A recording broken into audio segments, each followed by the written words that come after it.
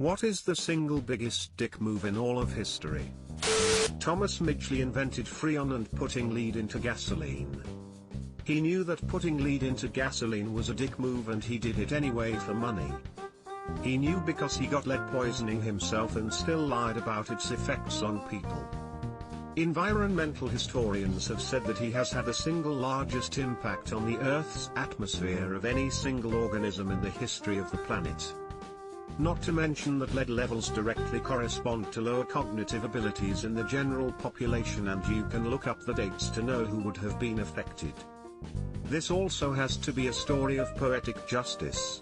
He had also invented a system of levers and pulleys to help him move around in bed after he became bedridden and his own invention strangled him in his sleep. This. Apparently the crime wave of the 70s-80s corresponds exactly to environmental lead. People exposed as children had greater odds of learning and behavioral problems that made them less likely to hold steady jobs and more likely to resort to crimes. Amazing detective story. It started with a scientist who discovered radioactive dating, but found that all his samples were somehow contaminated with lead. The original white elephant gifting from the King of Siam. This person would give this royal gift to people he found irritating and be entertained by the recipient's failing efforts to upkeep such an animal. Why don't they just give it away, you ask? Back in the day, receiving a gift and giving it away was perceived as an insult. Go figure. And giving away a gift from a neighboring kingdom is, well, that much bigger of an insult. So no dice.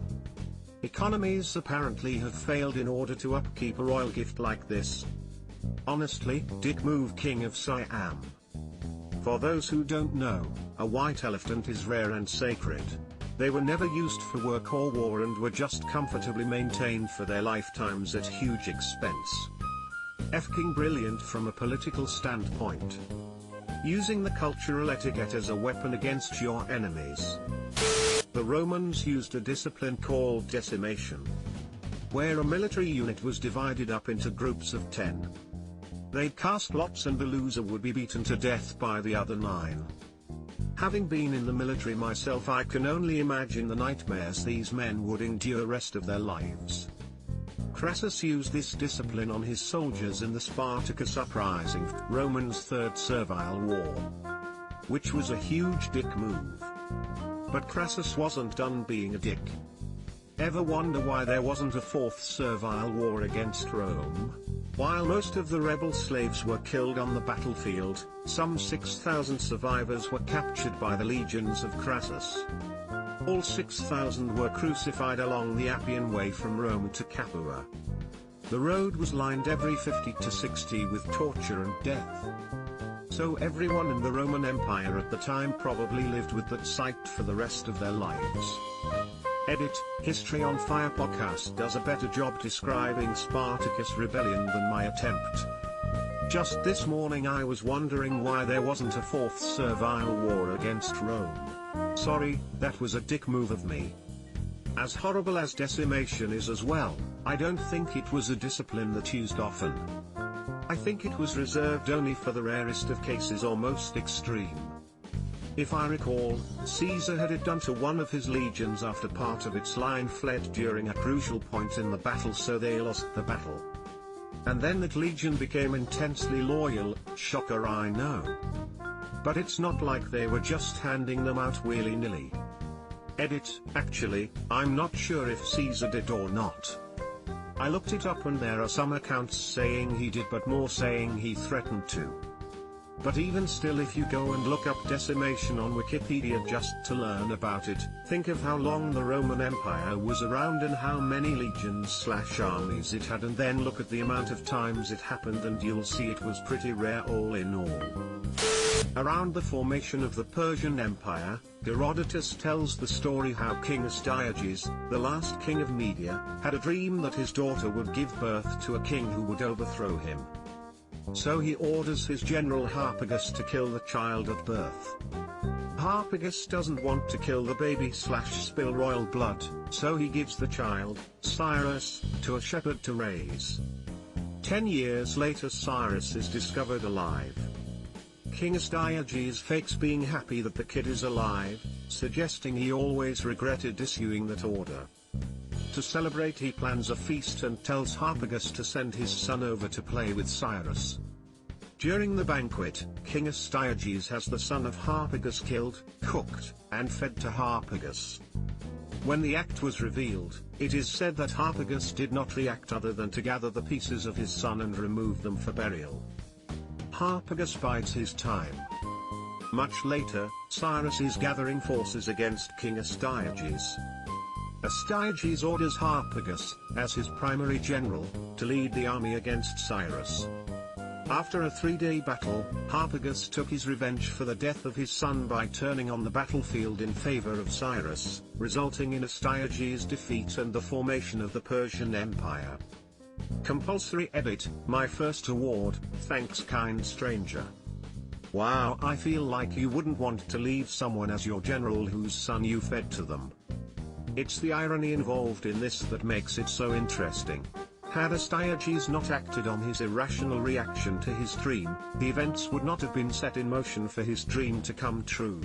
It's almost like the story of Oedipus Rex, making a prophecy come true by taking the actions meant to prevent it.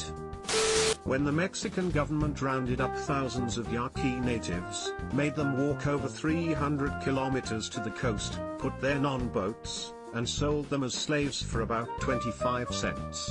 Most ended up on plantations in Veracruz where they were worked to death. Slavery was already illegal in Mexico at the time. When was this? And it was not an isolated incident. This was the policy of treating the Yaqui people under Porfirio Diaz, which is one of the things that make the now very common praise for the man outrageous. That lady who stole the unborn baby out the other lady. The psycho bitch that pretended to sell baby clothes to lure a pregnant lady in and then cut her baby out and leave her to go to the hospital, all just to cover up the ongoing lie to her family that she was pregnant and just suddenly had a miscarriage. Yeah, I live a couple streets from where that shit went down. Craziest shit I've ever had the misfortune of reading into. Dinnell Lane. Here's a somewhat recent article on it. You are going to have to be more specific. That's happened a lot over the course of history. Well, not really relevant, but when 50 Cent bought the first 4 rows of a Ja Rule concert, and Ja had to perform in front of 4 empty rows. Lol. Or when 50 Cent bet Floyd Mayweather to read a page of a Harry Potter book and exposed Floyd's illiteracy to everyone. Lol. Had to? The seats were empty, why not just tell the audience they were fair game? France asking Haiti for a compensation after Haiti overthrew the colonial administration. It took 143 years for Haiti to pay off that debt. Why would Haiti not just tell them to fuck off? Holy crap, I knew Haiti was the only successful slave rebellion in the world, but I didn't know France did that. Haiti is now one of the poorest countries in the world. They paid around 21 billion in today's dollars as payment for the plantations that the slaves built and for compensation for the value of the slaves. France also demanded discounts on any goods that they sold. Today, France completely rejects the idea of giving any of that back. That woman scorned who killed fucking everybody. Hang about, I'll Google it. Sanat of Kiev after her husband, the prince, was tortured and murdered by dissidents. Drevlian, she got vengeance by. Buried alive, the first messengers burned, boiled alive the second set of messengers. Had a funeral feast for her late husband which included Drevlians and then had 5,000 of them killed. After a year-long siege, Olga said, "Give me 3 pigeons and 3 sparrows from each house." The Drevlians rejoiced at the prospect of the siege ending for so small a price, and did as she asked. Olga then instructed her army to attach a piece of sulfur bound with small pieces of cloth to each bird. At nightfall, Olga told her soldiers to set the pieces aflame and release the birds. They returned to their nests within the city, which subsequently set the city ablaze. There was not a house that was not consumed, and it was impossible to extinguish the flames, because all the houses caught fire at once. As the people fled the burning city, Olga ordered her soldiers to catch them, killing some of them and giving the others as slaves to her followers. She left the remnant to pay tribute. It's a fine line between total dick move and badass on this one. Horribly cruel, but that bird move is actually genius. Always enjoy a creative way to end a siege.